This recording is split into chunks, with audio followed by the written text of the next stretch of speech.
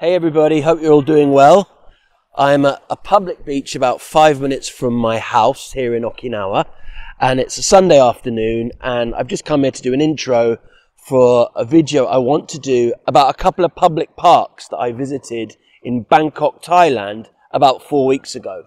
If you saw my last video, you'll know that over the summer I went back to England to see my mum, and en route I stopped in Thailand, and there were a number of complications, but I had a short 36 hours there, and I arrived on a Monday night. I had a quiet night at the hotel, and the next day, amongst other things, I went to 2 parks in the centre of Bangkok to try and photograph common local Thai birds. If you watched my videos before, I am a big advocate for doing bird photography at park because you can get closer to the common birds than you would otherwise in more rural areas, and they're usually very good for photography. For bird watching, I'd recommend going somewhere else and you'd get more species, but for those common birds, if you don't mind taking photos of them, parks can be really great. And in Asia, a lot of the countries that I visited, so in Bangkok, in Kuala Lumpur, in Singapore, in Taipei City, these big metropolis, these big cities, they do have green spaces and parks within the city, and you can get really close to a lot of the common birds, and therefore you can really take your time and get the kind of shots that you picture before you get there. So on this recent trip, I only had a few hours, and I knew the birds that were there because I've been to these parks before in the past. Only a few times, but I knew what was there. I also look on eBird and I could see what species were there. So I had in my mind the kind of shots I wanted because I could picture the terrain in the park. And because these were just local common birds that have been photographed a million times, I wanted to get either good flight shots or different poses rather than just sort of record shots. So I wanted to make my time worthwhile by going to these parks and getting real keepers. So most of the birds in these parks that I was targeting were smaller birds, so I really wanted to try and get nice birds in flight shots with a clear background, or close-up portraits with also a nice clear background.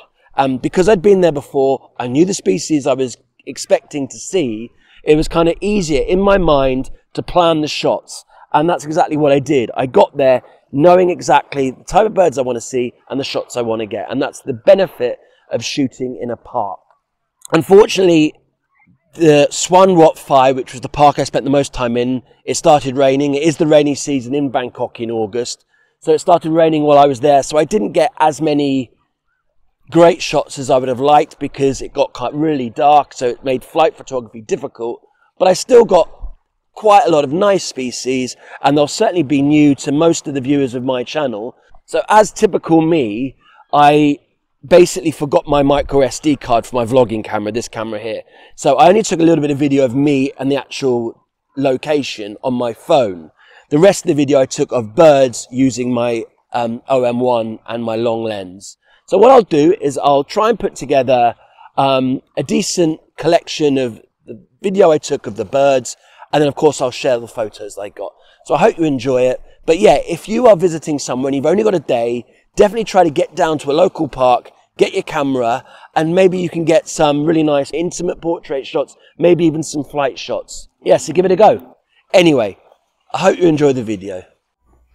As you can see, the 2 parks that I visited were right bang in the centre of Bangkok, where you've got tall buildings right next to green spaces, and there are a surprising amount of wildlife can be found in these places. They're beautiful, loads of runners and joggers, but great places for a bit of photography. Now, it's not only birds that you can find in Bangkok parks. There are squirrels everywhere, of all different colours and sizes.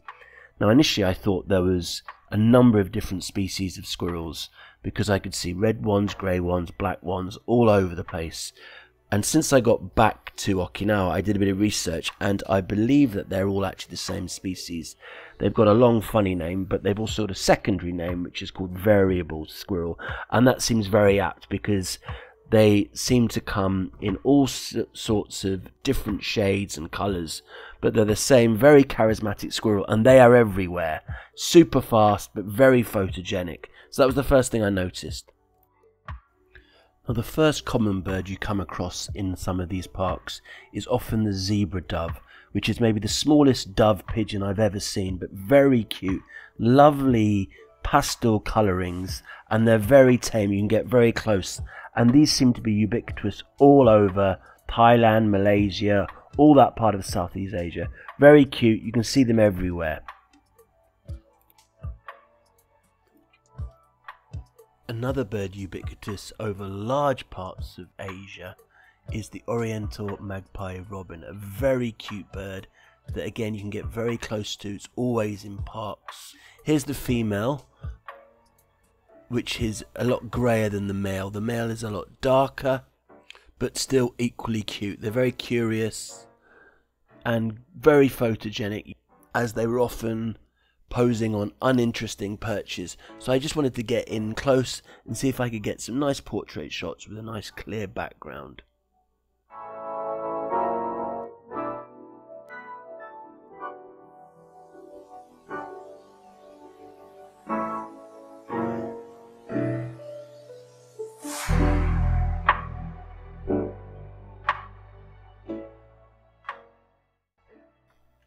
So here's some shots I took of the Oriental Magpie robin.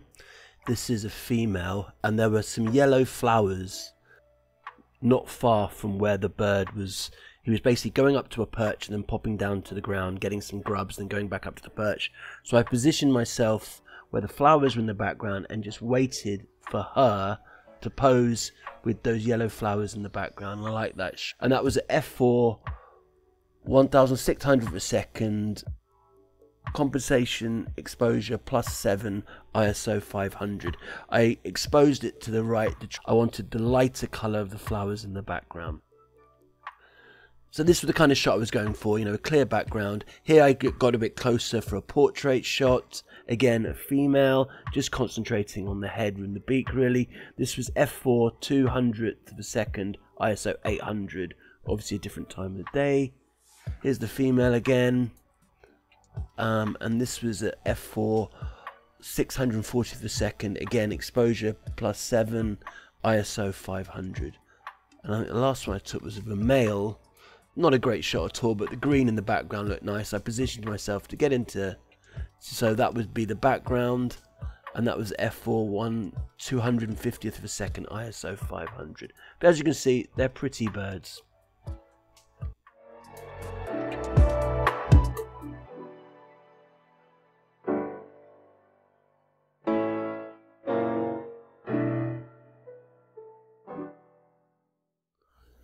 So it's a very large park with a whole bunch of small lakes and flower fields, water lily fields, some secondary forest. So lots of environments where you can find different types of birds.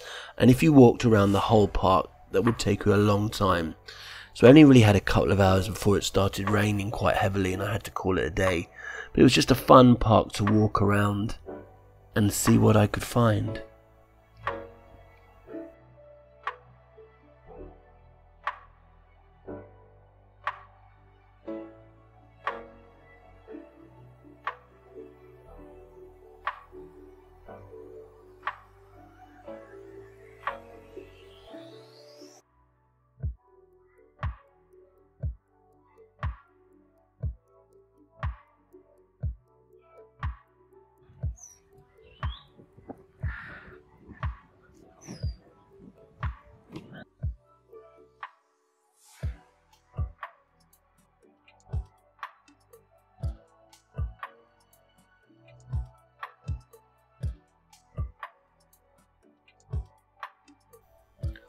Also very common in Bangkok parks are these large, scary looking animals that resemble Komodo dragons, and they are called water monitor lizards or monitor lizards.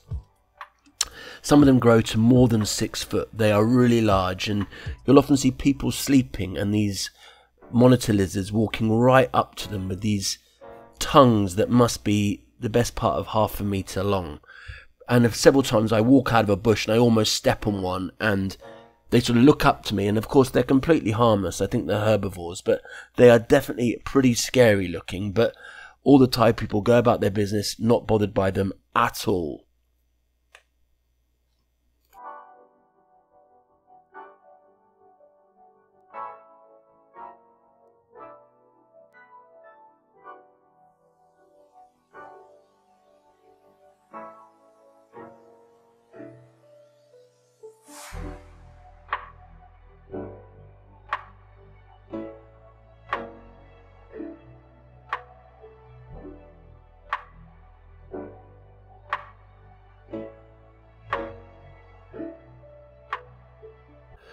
So here's a shot I took of the lizard with my 300mm and the teleconverter on. I couldn't really get an all body shot, so I wanted to go for a tight head portrait, but I wanted the tongue out, and I waited for ages, and eventually it stuck its tongue out and I grabbed the shot. And this was f4 640th of a second, ISO 500.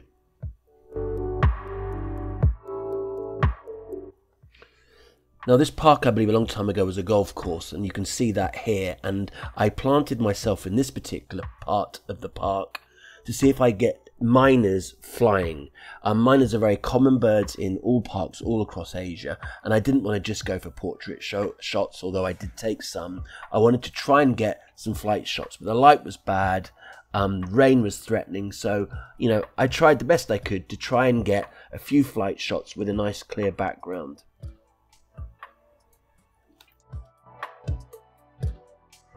So here are a couple of photos I took of a great miner in flight. I think these were two different birds. When you look at them at first, they look completely black with these gold beaks, but once they fly, they've got these cool white marks on their wings. As I said, the light wasn't great, but I tried to get the best shots I could, and as always, any shots with trees in the back, I just deleted straight away. I was only trying to get shots when the bird had a clear background, so that might be a 7-second sequence from when it takes off to where it lands, and 5 seconds of that it has trees in the background. So I'm very careful to wait until it's got the right background, and that's not always easy. So I got a lot of sharp shots of it in flight, but the background's no good, so they get deleted. Anyway, these were both at 2000th of a second f4. Would usually like to go higher than that, but the light wasn't great. And the first one is ISO 5000 and the second one is ISO 3200. But they're cool birds. And here is a portrait of a common miner, which was f4 1/2050th of a second. Again, they're very common, but they're kind of cool birds. And then there's one looking right at the camera. It's f4 500th of a second, ISO 500. And they've got these cool sort of sparkly eyes if you get close up enough. And then this bird here, which is a kind of sinister looking bird, is a black collared starling. And I believe miners and starlings are the same family. And there was a few of these black collared starlings around. I think they'd look good in a horror movie. They're kind of scary looking, but anyway, I got down low and tried to get a nice clear background of this black collared starling.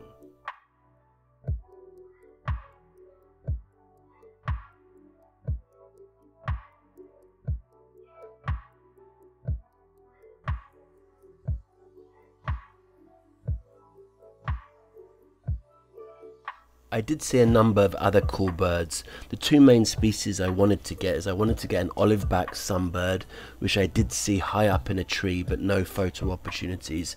And I wanted to get a Indian roller in flight. I saw one perched, but I didn't see it in flight, or I couldn't get a shot of it in flight, unfortunately. But apart from that, I saw some Asian coels, a couple of Javan pond herons, and a few other cool species as well. So all in all, a really fun time spent for a couple of hours at this park.